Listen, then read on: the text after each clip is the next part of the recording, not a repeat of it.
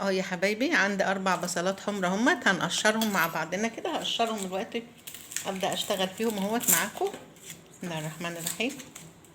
طبعا بنحوش القشره دي كلها خالص كده اهوت كده. بنحوش برضو دي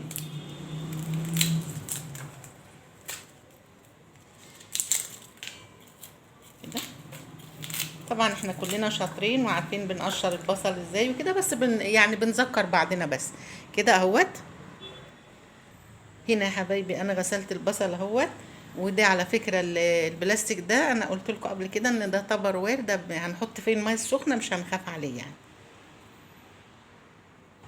هنبدأ نقطع البصل كده طرنشات رقيقة بقى سميكة زي ما انتوا حابين، يعني الوسط خير الامور الوسط يعني. دايما نخلي امورنا كلها وسط كده حلوة اهي. السمك البصل ده كويس اهوت. خرطهم كلهم. وهنا يا حبايبي انا عندي دي نص كوبايه خل اهيت، حطها معاه. وعلى فكره انا فككت البصل، والوصفه دي ما ينفعش فيها الا البصل الاحمر بس، الابيض ما بينفعش. وهنا دي معلقه سكر، وهنا دول معلقتين ملح كبار. وهنا انا قلبت الخليط كله على بعض اهوت كده.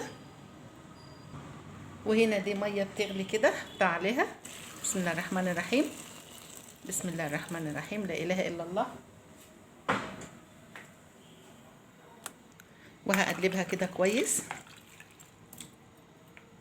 كده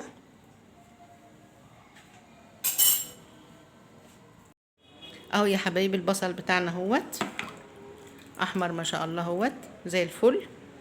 وبيعتبر ده اسرع مره حدقت فيها بصل. طعمه حلو جدا. ويا رب الفيديو يكون عجبكم. وفضلا وليس امرا الاشتراك والمتابعه. والسلام عليكم ورحمه الله وبركاته.